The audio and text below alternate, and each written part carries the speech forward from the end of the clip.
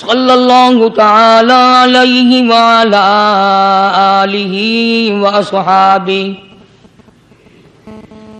وازواجہ وذریاتہ وبارک وسلم تسلیما کثیرا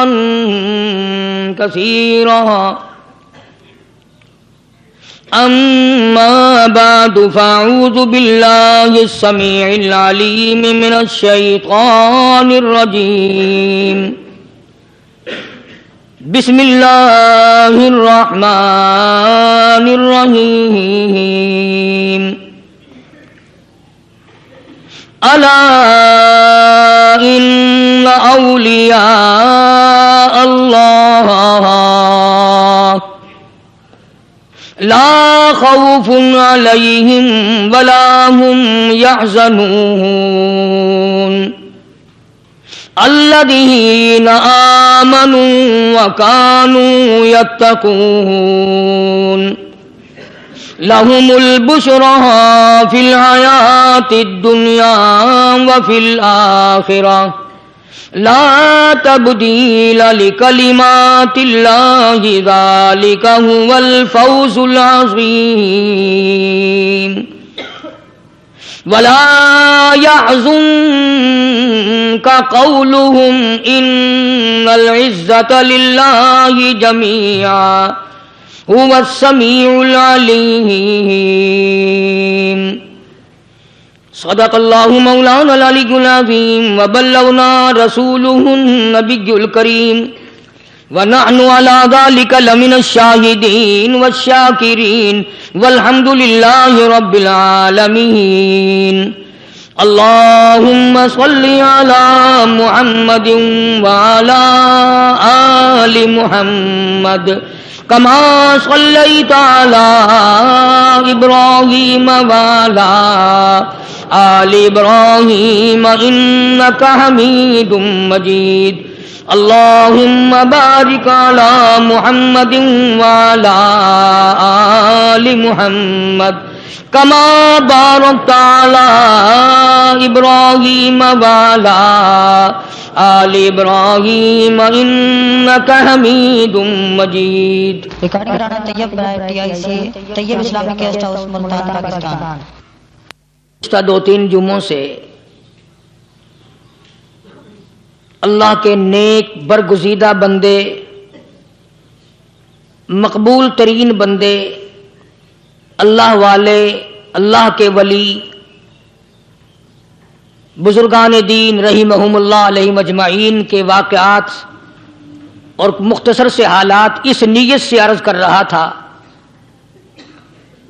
کہ ہمیں بھی اپنے گریبان میں جھانکنے کا موقع ملے، ہم لوگ بھی یہ سوچیں کہ یہ اللہ والے تھے، پیٹ بھی تھا، نفس بھی تھا، بیوی بھی تھی، بچے بھی تھے، پیاس بھی لگتی تھی، بھوک بھی لگتی تھی، کپڑا بھی درکار تھا، سردی گرمی بھی آتی تھی، ان لوگوں نے اللہ کی رضا کیسے حاصل کی؟ نیت میری کسی کی تردید مقصود نہیں، سمجھانے کے لیے کہتا ہوں جیسے سڑک پہ پیدل آدمی چل رہا ہو اور پاس سے کار گزرتی ہے تو دل میں خیال آتا ہے کہ میرے پاس بھی کار ہوتی۔ ان اللہ کے نیک بندوں کو دیکھ کر میں اور آپ کیوں نہیں سوچتے کہ میں بھی اللہ کا نیک بندہ بن جاتا؟ کوٹھی بنگلہ دیکھ کر، لمبا چوڑا کاروبار کارخانہ دیکھ کر آدمی کے دل میں آتا ہے یارو یہ کارخانے دار ہے، میں اس کا مزدور ہوں۔ تیرے دل میں یہ بات کیوں نہیں آتی کہ میں نماز بھی نہیں پڑھتا اور فلانا ساری رات سویا ہی نہیں؟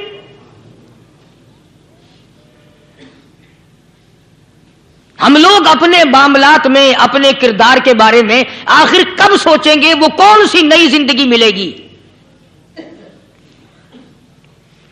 بس ایک دھوکہ لگا ہوا ہے، او جی میں تو گناہگار ہوں میرا کیا، او جی میں تو گناہگار ہوں میرا کیا، یوں کرتا کرتا ہی مر جائے گا، توبہ نہیں کرنی۔ کوئی آدمی پلیت ہو اور وہ یہ کہتا رہے او یار میں تو پلیت ہوں، یار میں تو ناپاک ہوں، میرا کیا، میں تو ناپاک ہوں۔ اللہ کے بندے پانی کے پاس جا، غسل کر، پھر ہی تو پاک بنے گا۔ اپنے آپ کو پلیت پلیت کہتا رہے، یوں تو پاک نہیں بنے گا۔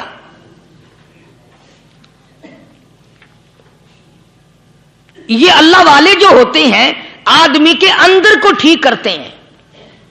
جیسے ڈاکٹر کہتا ہے کہ اگر بلڈ پریشر کے مریض ہو تو نمک نہ کھاؤ، شوگر کے مریض ہو تو میٹھا نہ کھاؤ، باقی کے مریض ہو تو آلو نہ کھاؤ۔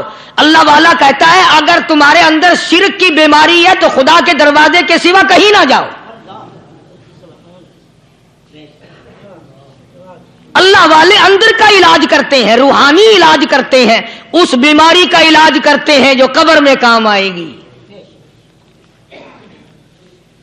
جب اللہ والوں کی مجلس میں بیٹھو گے تو وہ تمہیں یہ بتائیں گے کہ نبی کی سنتوں کے پھول چھوڑ کر بدعت کے کانٹوں کی طرف نہ جاؤ۔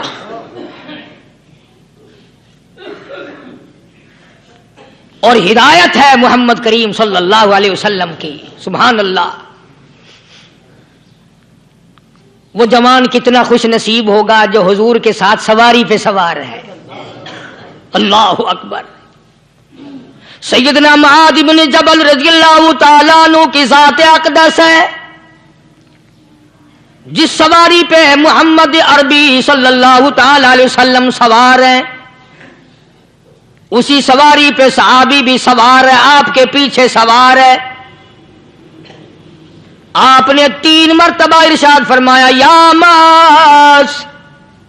وہ کتنا مقدروں والا جوان ہوگا جس کا نام آقا کے پیارے پیارے منہ سے نکلا۔ فرمایا یا معاذ، او معاذ، عرض کیا لبیک و سعدیک، میرے آقا میں حاضر ہوں، میں غلامی میں حاضر ہوں۔ کچھ نہیں فرمایا۔ پھر دوسری مرتبہ ارشاد ہوا یا معاذ، عرض کیا لبیک و سعدیک، کالی کملی والے میں تیری خدمت میں حاضر ہوں، میں غلامی میں حاضر ہوں۔ تیسری مرتبہ پھر فرمایا یا معاذ۔ سمجھے آپ، یہ تو حضور کو پتا تھا کہ میری آواز اس نے پہلی دفعہ میں ہی سن لی، پکار رہا ہے، میں حاضر ہوں۔ 3 مرتبہ آواز اس لیے دی، یعنی میں جو تجھے بتانا چاہتا ہوں وہ بڑی اہم بات ہے، توجہ کر، دھیان کر اس بات کی طرف جو میں تجھے بتانے لگا ہوں۔ تیسری مرتبہ ارشاد ہوا یا معاذ، عرض کیا لبیک و سعدیک، میرے آقا میں حاضر ہوں، غلامی میں حاضر ہوں۔ ارشاد فرماؤ، فرمایا یا معاذ لا تشرک باللہ۔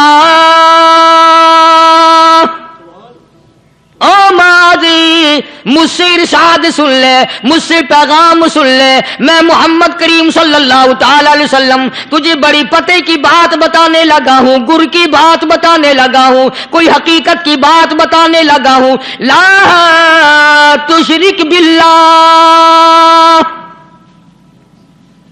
او میرے جمال، میرے صحابی، او معاذ، اللہ کی ذات میں، اللہ کی صفات میں کسی کو شریک نہ ٹھہرانا۔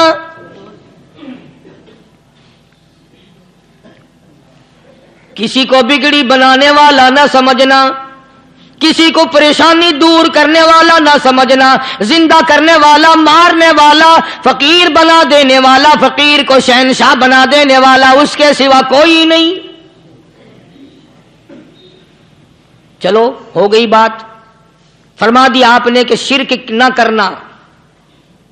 اب ہماری بات سنو، ابھی حدیث کا جملہ باقی ہے جو محمد عربی صلی اللہ علیہ وسلم کی زبان مبارک سے نکلا، اہم بات باقی ہے۔ ٹھیک ہے فرما دیا، لیکن اب سوال کرو سرکار مدینہ صلی اللہ علیہ وسلم سے کہ جی اگر کوئی مصیبت کی وجہ سے کر بیٹھے، اگر کوئی پریشانی کے عالم میں آ کے کر بیٹھے، کوئی دکھوں کا مارا ہوا کر بیٹھے، تو صاف فرما دیا، فرمایا او معاذ ان قتلتا،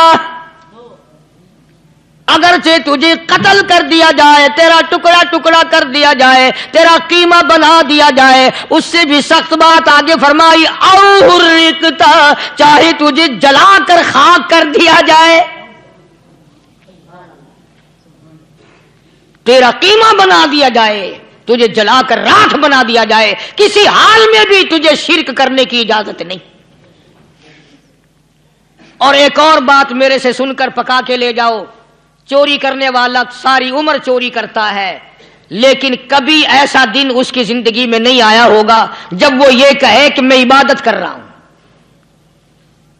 لاکھ چوری کی ہو، یہ کہے گا کہ میں گناہگار ہوں، چوری کر اپن چلو تمہارے منہ پہ نہیں کہے گا، دل میں کہے گا۔ زنا کرنے والا کبھی نہیں کہتا کہ میں گناہ نہیں کرتا، شراب پینے والا کبھی نہیں کہتا کہ میں گناہ نہیں کرتا، حرام کھانے والا، رشوت لینے والا کبھی نہیں کہتا کہ میں گناہ نہیں کرتا۔ شرک ایسا گناہ ہے، ایسی گمراہی ہے، اس کو بندہ گناہ سمجھ کر نہیں، عبادت سمجھ کے کرتا ہے۔ اور ارشاد فرمایا محمد عربی صلی اللہ علیہ وسلم نے کہ شرک کرنے والے کو توبہ کی توفیق نہیں ہوتی، وہ اس کو برا سمجھے تو توبہ کرے، جب وہ اس کو برا سمجھتا ہی نہیں تو گناہ سمجھتے ہی نہیں تو توبہ کائے کی کرے گا وہ۔ میں عرض کر رہا تھا کہ یہ جو اولیاء کرام ہیں، بزرگان دین ہیں، اللہ والے ہیں، یہ شرک کی لعنت سے آدمی کو بچانے کے لیے ساری زندگی کوشاں رہتے ہیں۔ حدیث پاک میں آتا ہے، ارشاد فرمایا محمد کریم صلی اللہ علیہ وسلم نے کہ جب آدمی گناہ کرتا ہے، فرمایا ان فی الجسد لمضغۃ اذا صلحت صلح الجسد کلہ واذا فسدت فسد الجسد کلہ الا وہی القلب، او کما قال النبی صلی اللہ علیہ وسلم۔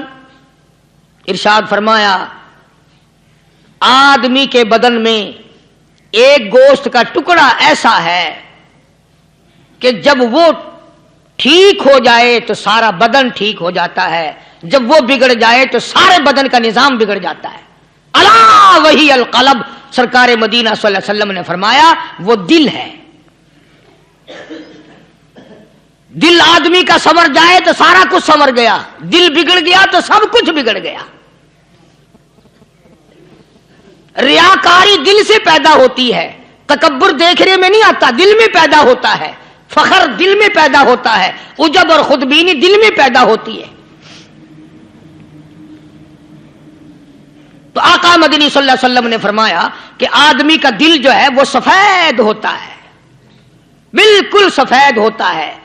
جب بندہ گناہ کرتا ہے تو ایک چھوٹا سا سیاہ کالا نقطہ اس کے دل پہ لگ جاتا ہے، پھر دوسرا گناہ کرتا ہے، پھر دوسرا نقطہ لگ جاتا ہے، پھر تیسرا گناہ کرتا ہے، پھر تیسرا نقطہ دل پہ لگ جائے، حتیٰ کہ اس کا دل سارا کالا ہو جاتا ہے۔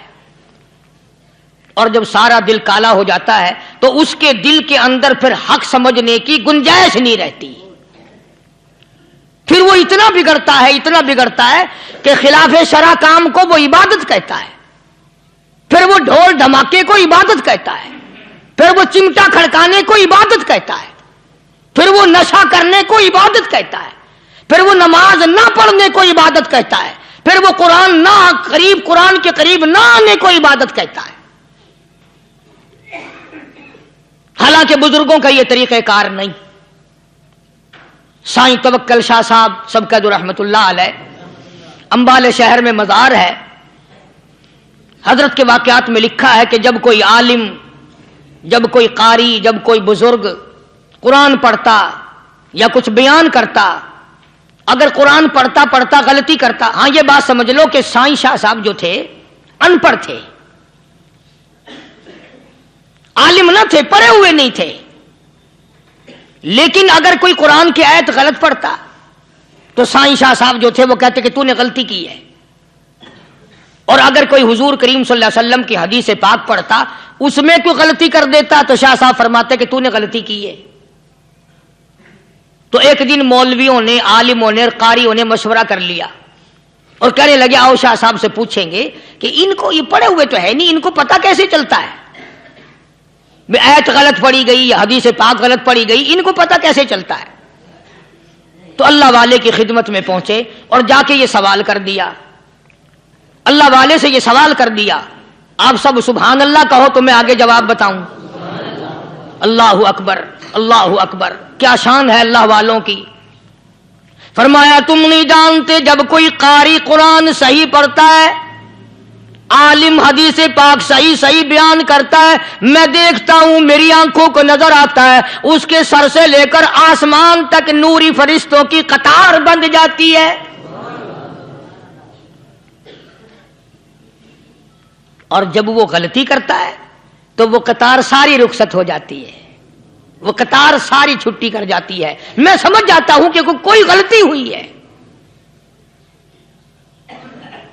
یہ ہے اللہ والوں کی باتیں جو ہم لوگوں کے کام آنے والی ہیں, جو ہمارے سوچ و بچار کی ہیں, جو ہمارے کرنے کی ہیں. کہ کتنے کتنے دن ان حضرات کو فاقے کرنے پڑے, مصیبت جھیلنی پڑی, پریشانی اٹھانی پڑی تو پرواہ ہی نہیں کرتے تھے. مخلوق سے سوال کرنا ان حضرات کے یہاں بہت بری بات تھی. بلکہ نفحۃ الیمن ایک عربی کورس کی کتاب ہے, درس میں پڑھائی جاتی ہے عربی مدرسوں میں. ہم نے جب سبق پڑھتے تھے تو ایک واقعہ پڑھا تھا کہ کسی پہاڑ کی غار میں ایک اللہ والا رہتا تھا اور اللہ اللہ کرتا تھا ہر وقت. اللہ کی طرف سے کھانا آ جاتا تھا اور وہ کھا لیا کرتا تھا.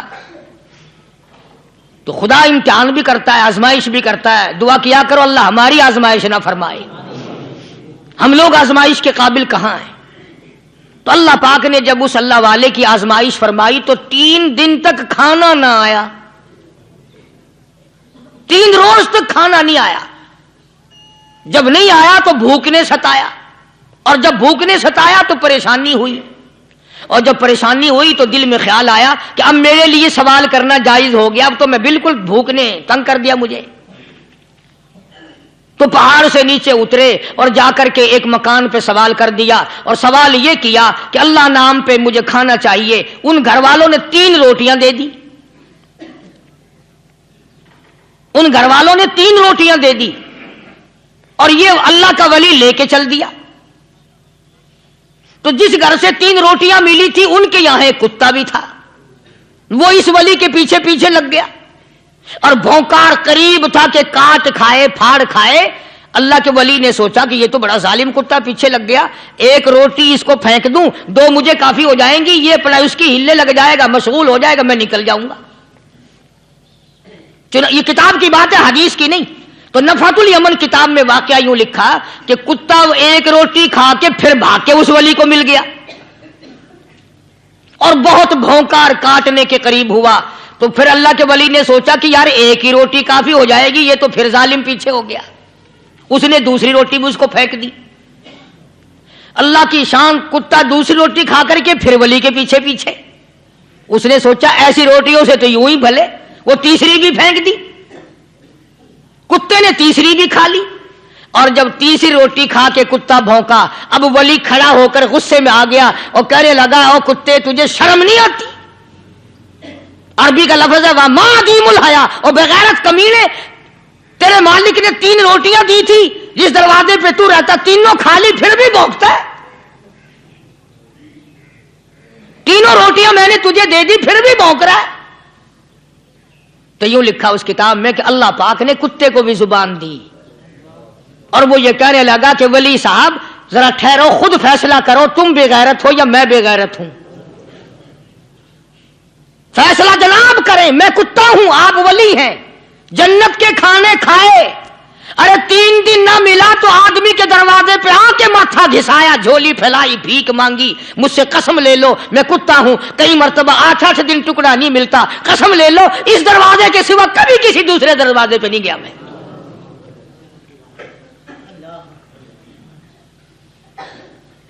تجربہ کر لو, 3 دن کتے کو ٹکڑا ڈالو, 4تھے دن دم ہلا کر تمہارے پاؤں میں لٹے گا. ساری عمر گزر گئی اس مالک کا دیا ہوا کھاتے ہوئے پیتے ہوئے, آج بھی تجھے اس مالک کا دروازہ سمجھ نہیں آیا. پانی وہ پلاتا, والذی ہوا یطعمنی ویسقین وَإِذَا مریضت فہو یشفین.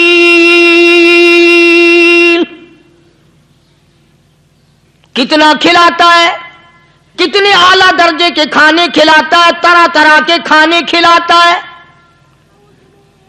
پالا اس نے، سنبھالا اس نے، زندگی اس نے دی، اولاد اس نے دی، خوبصورت بیوی اس نے دی، گھر آباد اس نے کیا.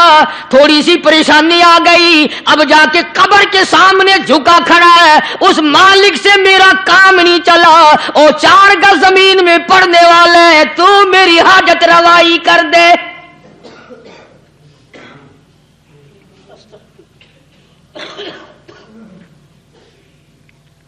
کون سے ولی نے یہ تعلیم دی، کون سے ولی نے یہ ترغیب دی؟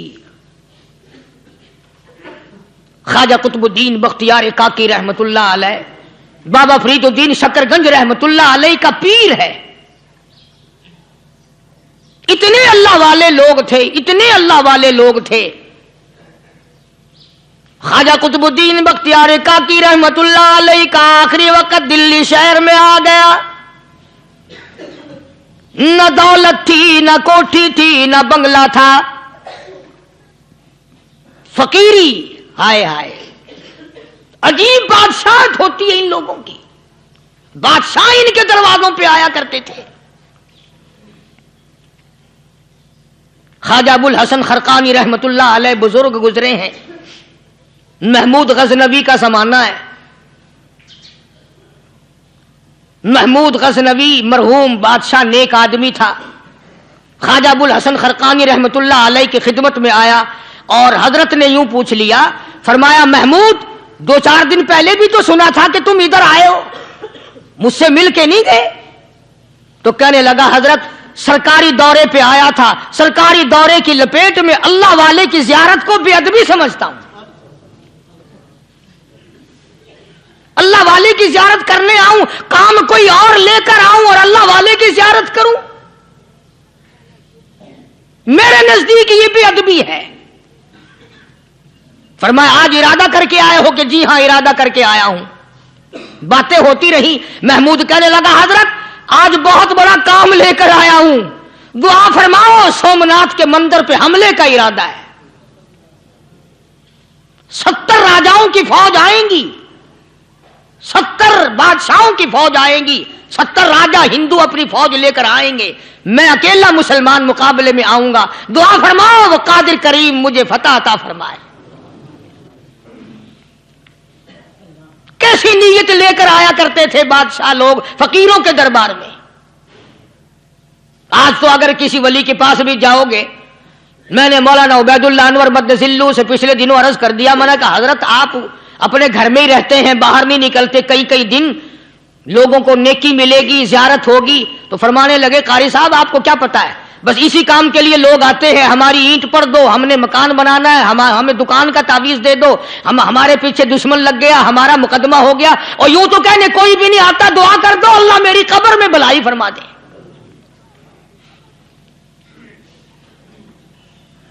تو محمود غزنوی نے خواجہ ابو الحسن خرقانی سے درخواست کی کہ آپ دعا فرمائیں. اللہ والے نے دعا بھی فرمائی اور اپنا مسلح دے دیا. یوں فرمایا محمود جب مشکل وقت آ جائے اس مسلح پہ کھڑے ہو کر 2 رکعت نماز ادا کرنا. پتا چلا کہ اللہ کی مدد جو ہے وہ نماز کے ساتھ ہے. میں تمہیں بھی بتاتا ہوں، ولی تو میں نہیں.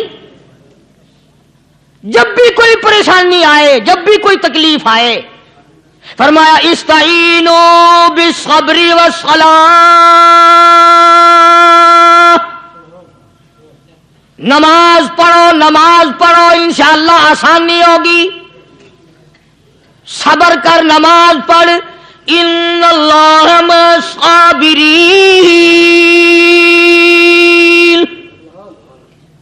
اللہ پاک صبر کرنے والوں کا ساتھی ہے. صبر بھی کرتا جا، نماز بھی ادا کرتا جا.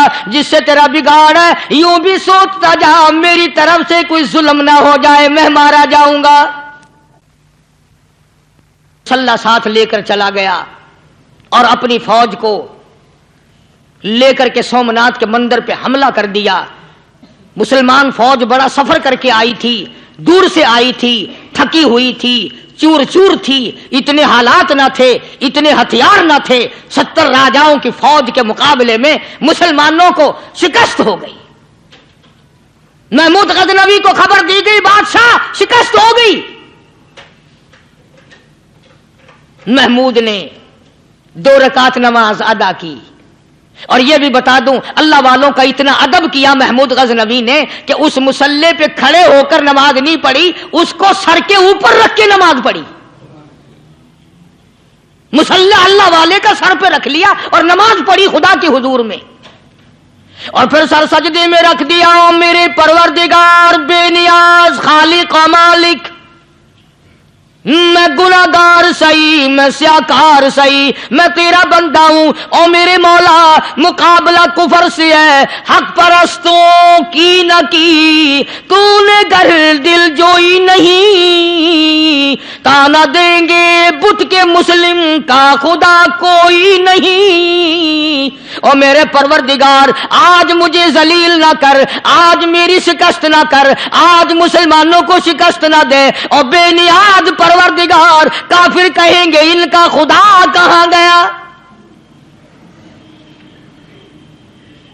बस महमूद गजनवी ने अल्लाह के हुजूर में नमाज अदा की और दामन फैलाया और सर सजदे में रखा। वो इत्तला मिली कि शिकस्त फतह में बदल गई। चुनाचे जुमे का खुतबा महमूद गजनवी ने सोमनाथ के मंदिर के अंदर दिया।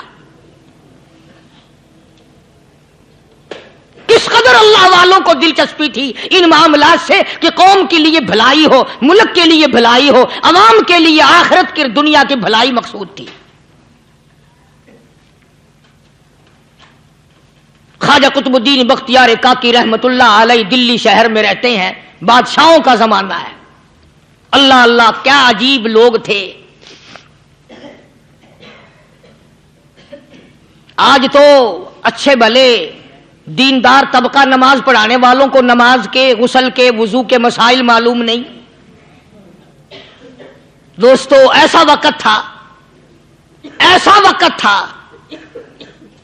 सुल्तान सलाहुद्दीन खिलजी रहमतुल्लाह अलैह को बादशाह होकर अरबी की बहुत बड़ी 4 जिल्दों में किताब है हिदाया। बादशाह सलाहुद्दीन खिलजी को जुबान नहीं आता। इतनी बड़ी अजीम किताब जुबान नहीं आती। वो बादशाह भी हुआ करते थे और वली भी होते थे। सुल्तान आलमगीर रहमतुल्लाह अलैह बहुत बड़ा बादशाह होकर, औरंगजेब है, आलमगीर है, इतना बड़ा अजीम बादशाह, मगर हुजूर करीम सल्लल्लाहु अलैहि वसल्लम की 5000 हदीसें पाक इस बादशाह को जुबान नहीं आती। और कुरान का हाफिज था, कुरान का कारी था, कुरान का आलिम था, कुरान का मुफस्सिर था, वली भी था, बादशाह भी था, अल्लाह वाला भी था। और इतना खौफ था दिल में, मैं तुम्हें क्या बताऊं। अल्लाहू अकबर, बादशाह होकर के कपड़ा खरीदा, मजदूरी करके कपड़ा खरीदा बादशाह ने, और कपड़ा खरीद कर उसकी टोपियां अपने हाथों से सी। आलमगीर रहमतुल्लाह अलैह ने उसकी टोपियां अपने हाथों से सी और चांदनी चौक दिल्ली में खड़े होकर फरोख्त की, बेची। 6-7 रुपए जमा करके एक थैली में बंद करके ऊपर लिखा, आलमगीर का कफन इन पैसों से खरीदा जाए। कभी हमने भी सोचा, जो रिश्वत मारने वाला आदमी है, बताओ उसके लिए कफन कहां से अच्छे पैसे तलाश करके लाया जाएगा? रिश्वत का ही कफन मिलेगा ना। जो आदमी मिलावट करके पैसे कमाता है, फनकारी करके पैसा कमाता है, दगा और फरेब करके पैसे कमाता है, तो आज हमारा कफन भी सही नहीं, कफन भी दगा वाला, फरेब वाला, मिलावट वाला। बल्कि तुम तो कहते हो कि आजकल खाने के लिए खालिस कुछ नहीं मिलता। मैं कहता हूं मैयत को गुस्ल देने के लिए पानी खालिस नहीं मिलता। ये जो हम मोटरें नलके लगाते हैं, ये पैसे कौन से हमारे खालिस हैं? जो साबुन मैयत को मल रही है, कौन से पैसों का खरीदा हुआ है? जो खुशबू मैयत को लग रही है, कौन से पैसों की खरीदी हुई है? जो कफन पड़ रहा है, वो कैसे पैसों का कफन है? اور میں آگے بڑھ کر کے کہتا ہوں جو کندھوں پہ اٹھائے جا رہے ہیں وہ کون سے کتب ہیں، کون سے ابدال ہیں؟ جس نے میت کو غسل دیا ہے کبھی معلوم کیا کہ وہ کتنا بڑا نیک آدمی ہے؟ یہ تو ہمارے آخری وقت کا حال ہے، اور اس طرف کسی کا دھیان نہیں، سوچ نہیں، بچار نہیں، قطعی طور پر اندھے ہو جاتے ہیں۔ او میاں ٹھیک ہے جو کچھ ہو رہا ہے۔ اچھا ایک بات عرض کروں، اللہ تبارک و تعالیٰ کے یہاں جب ہم جائیں گے، اگر اور سارے معاملات کو چھوڑ دو، اللہ پاک یہی پوچھ لے کہ میاں یہ کفن جو پہن کے آیا یہ کیسا ہے، یہ جو کفن پہن کے آیا یہ کیسا، ہم کیا جواب دیں گے؟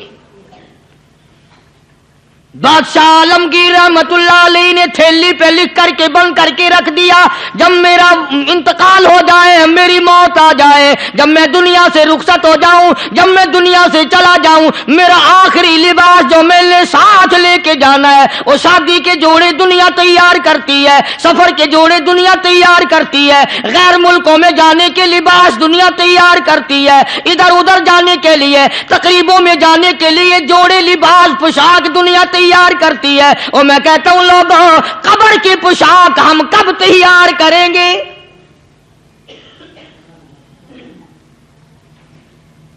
عالمگیر رحمت اللہ علیہ نے خود اپنے کفن کا انتظام کر کے رکھ دیا۔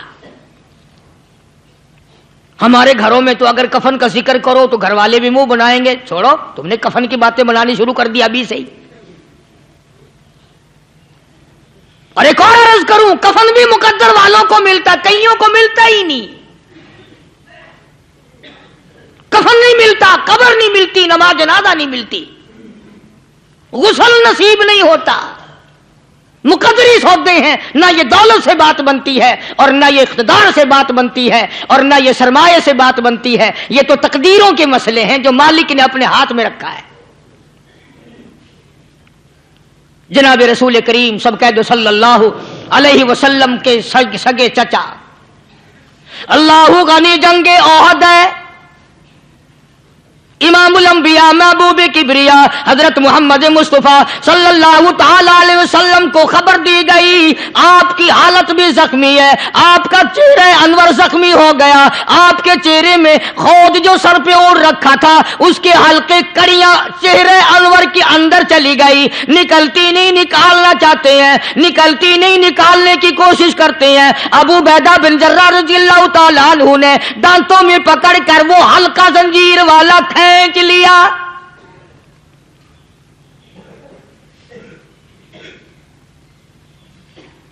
اللہ غنی، ادھر خون کا پھوارا چھوٹا، خون کا پھوارا چھوٹا، اللہ عرش الہی سے آواز آئی، جبریل، پل جھپکنے کے برابر جبریل ساری دنیا کا نظام طے کر سکتا ہے۔ توجہ، اللہ نے آواز دی، جبریل، عرض کیا حضور، فرمایا یاد رکھ اگر میرے محبوب کا خون زمین پہ گر گیا تو پھر تو جبریل کا آئے گا۔ سدرۃ المنتہا سے سیکنڈ تو بڑی چیز ہوتی ہے، پل جھپکنے سے پہلے جبریل نے آ کر اس خون کو سنبھالا ہے۔ اتنی عظمت ہے سرکار مدینہ صلی اللہ علیہ وسلم کی اللہ تبارک و تعالیٰ کے یہاں اور ہر پیغمبر کی۔ ابراہیم علیہ الصلوۃ والسلام کو وقت کے بادشاہ نے منجنیق میں بٹھا کر یوں آگ میں پھینک دیا، اس منجنیق میں سے، پنگوڑے میں سے خلیل نکل چکا، آواز آئی جبریل، جواب ملا حضور کہ میرا خلیل کو کیا ہوا؟ حضرت جبریل کو حکم ہوا یاد رکھ اگر خلیل کا ایک بال بھی جل گیا تو جبریل کس کام کا؟ اللہ تبارک و تعالیٰ کے فرشتے نے پہلے پہنچ کر آگ پہ پر بچھا دیے۔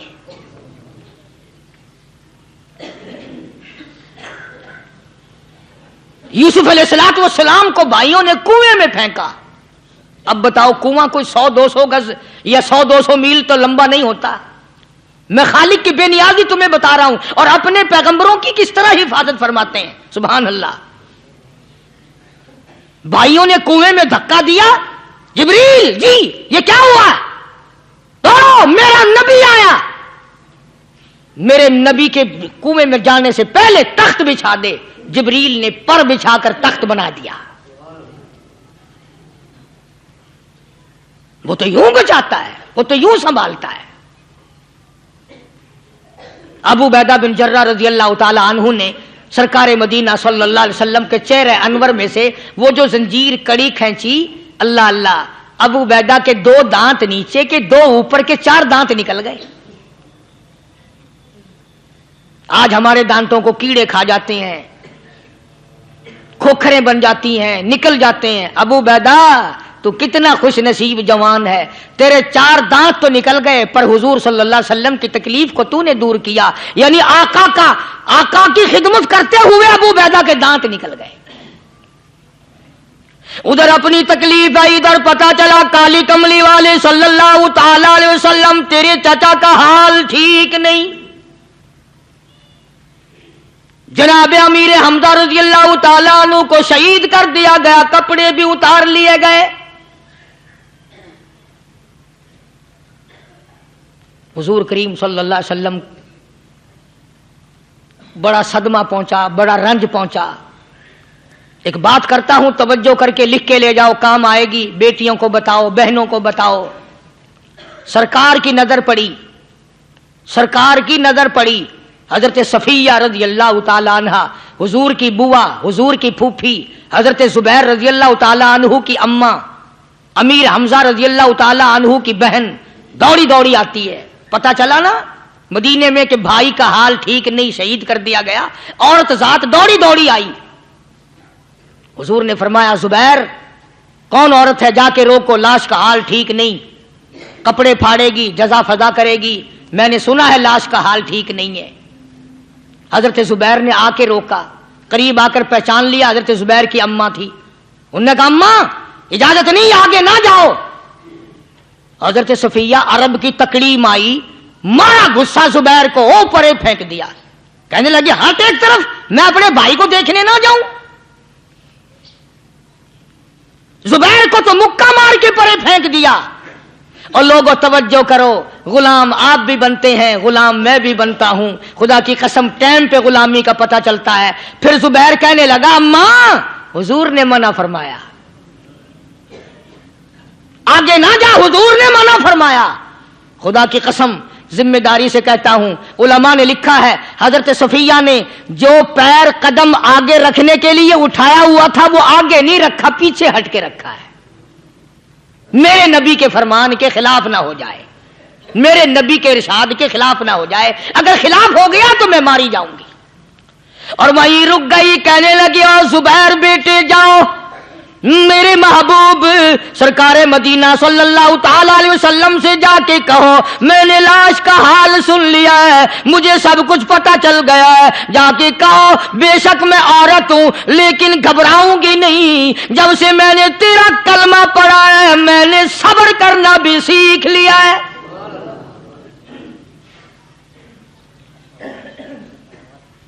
میں جدا فدا نہ کروں گی، میں کپڑے نہ پھاڑوں گی، میں رونا دھونا نہیں کروں گی۔ مدنی کریم صلی اللہ علیہ وسلم کو حضرت زبیر نے جا کے بتا دیا، میری اماں یوں کہتی ہے، فرمایا پھر بے شک اجازت ہے جائے۔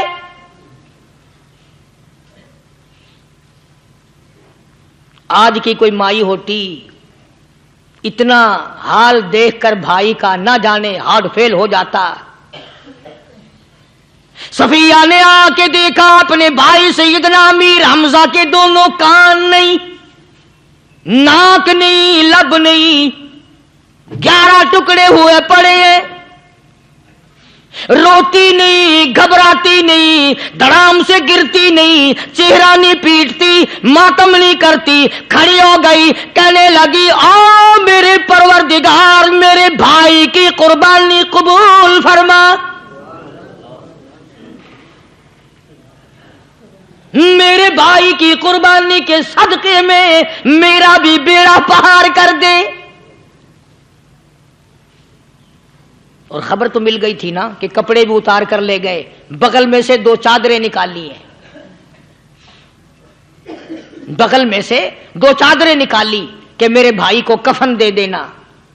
یوں جو نظر پڑی ایک انصاری نوجوان رضی اللہ تعالی عنہ، وہ بھی ننگا پڑا ہے، کافر اس کو بھی شہید کر کے گر گئے۔ مسلمانوں ذرا اندازہ لگاؤ یہ بھی مسلمان تھے، یہ بھی نبی کے عاشق تھے، یہ بھی دیوانے تھے، ایسے وقت میں بھلا ایسی بات کس کو سوجھے؟ ماں جایا بھائی ہو، سگا بھائی ہو، اچھی محبت اور تعلق ہو بہن بھائی کا، اور سید الشہداء حضور نے فرمایا ہو وہ ننگا پڑا ہے، 11 ٹکڑے ہوئے پڑے ہیں، ایسے وقت میں ایسی بات کون سوچے؟ صفیہ کہنے لگی لوگوں ایک چادر اس بھائی کو دو جو میری ماں کے پیٹ سے پیدا ہوا، ایک چادر اس بھائی کو دو جو محمد کے کلمے نے میرا بھائی بنا دیا ہے، جو میرے نبی نے میرے کے کلمے نے میرا بھائی بنا دیا ہے۔ کل قیامت میں خدا یہ نہ فرما دے صفیہ کفن دینے آئی، خیرات دینے آئی تو اپنے کو دے کے چلی گئی۔ اب ان میں ایک چادر ہے چھوٹی اور ایک ہے بڑی، پھر کہنے لگی میری چادریں واپس کر دو، ایسا نہ ہو میرے بھائی کو بڑی مل جائے دوسرے بھائی کو چھوٹی مل جائے، اللہ پاک کل یہ نہ فرما دے اگر کفن دینے بھی آئی تو اپنے کو بڑی دوسرے کو چھوٹی، یہ اللہ کی رضا والا تو کام نہیں۔ قرآن اندازی کی سگے بھائی سیدنا امیر حمزہ رضی اللہ تعالیٰ عنہ کے حصے میں چھوٹی چادر آئی اور اس انصاری جوان کے حصے میں بڑی چادر آ گئی۔ چنانچہ جب محمد عربی صلی اللہ تعالی علیہ وسلم تشریف لائے تو حضور کو اتنا صدمہ پہنچا، میری مستقل کیسٹ ہے سیدنا امیر حمزہ رضی اللہ تعالیٰ عنہ کے عنوان پر، آپ لوگ اسے خرید کے سنیں۔ تم بھی کہتے ہو کہ ہم نے اسلام کی بڑی خدمت کی، ہم نے قرآن کی بڑی خدمت کی، ہم نے علماء اور طالب علموں کی بڑی خدمت کی، ہم نے مسجد اور مدرسوں کی بڑی خدمت کی۔ میں یہ کہتا ہوں آؤ دیکھو تو صحیح کہ ان حضرات نے کہاں تک قربانیاں دی ہیں۔ حضور نبی کریم صلی اللہ تعالی علیہ وسلم جب اپنے پیارے چچا کی لاش پہ آئے، چہرے پہ نظر پڑی دونوں لب نہیں، کالی کملی والے صلی اللہ تعالی علیہ وسلم نے منہ میں جھانک کر دیکھا تو زبان نہیں، ذرا نیچے کو نظر کی پیٹ میں جگر اور کلیجہ نہیں، دونوں ہاتھ نہیں دونوں کان نہیں۔ یہ حال دیکھ کر حضور صلی اللہ علیہ وسلم کو چکر آ گیا، زمین پہ تشریف فرما ہو گئے، اور پھر بلکہ یہاں تک لکھا ہے کہ آپ نے یوں فرمایا او میرے مالک اگر صفیہ مائی میری بوا پھوپھی یہاں نہ ہوتی تو میں یہ ٹکڑے بھی نہ اٹھاتا، اگر تو یوں ہی راضی ہے تو میں بھی یوں ہی راضی ہوں۔ اور پھر جب ان ٹکڑوں کو جوڑا گیا تو صحابہ نے عرض کیا یا رسول اللہ صلی اللہ تعالی علیہ وسلم امیر حمزہ قداور آدمی تھا، لمبا تکڑا بہادر آدمی تھا، حالت یہ ہے چادر چھوٹی ہے بھی ایک ہی، اگر سر ڈھانپتے ہیں تو پیر کھل جاتے ہیں، پیر ڈھانپتے ہیں تو سر کھل جاتا ہے۔ حضور نے فرمایا سر کو چھپا دو، پیروں پہ میرے چچا کے درختوں کے پتے ڈال دو۔ میں یہ عرض کر رہا تھا کہ اللہ والے ہر وقت میں آدمی کی اصلاح کی کوشش کرتے ہیں، اسے بنانے کی کوشش کرتے ہیں، اسے سمجھانے کی کوشش کرتے ہیں۔ اللہ تبارک و تعالی ہر مسلمان کو توفیق دے کہ وہ اپنی زندگی بھر اللہ والوں کی خدمت میں جانے آنے کی، قرآن کی خدمت کی ہر وقت پروگرام بنائے، نیت خیر رکھے۔ کیوں؟ اس لیے اسی کو کہتا ہے کہ لیے پھرتی ہے بلبل چونچ میں گل، لیے پھرتی ہے بلبل چونچ میں گل، اور ڈھونڈتی ہے شہید ناز کی تربت کہاں ہے، تلاش کرتے ہیں جانور پرندے کہاں پر اللہ کی رحمت برس رہی ہے۔ تو ہمیں بھی اللہ کی رحمت کا طالب ہونا چاہیے، اللہ کی رحمت کا متلاشی ہونا چاہیے۔ اللہ پاک مجھ پہ اور آپ سب پر، ساری امت پر اپنا کرم فرمائے۔ وآخر دعوانا ان الحمدللہ رب العالمین۔ اللہم صلی وسلم وبارک علی سیدنا و مولانا محمد النبی الامی الہاشمی وعلی آلہ واصحابہ برۃ الکرام۔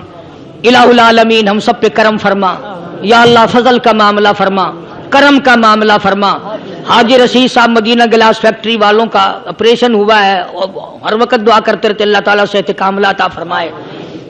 میرے خدمت گزار ہیں، ساتھی ہیں سرفراز خان صاحب باولپور کے، ان کی اللہ پاک اپنے فضل و کرم سے پریشانیوں کو دور فرمائے، اور جتنے بھی حافظ گل محمد کی والدہ انتقال کر گئے اللہ تعالیٰ مرحومہ کی قبر کو جنت کا باغ بنائے۔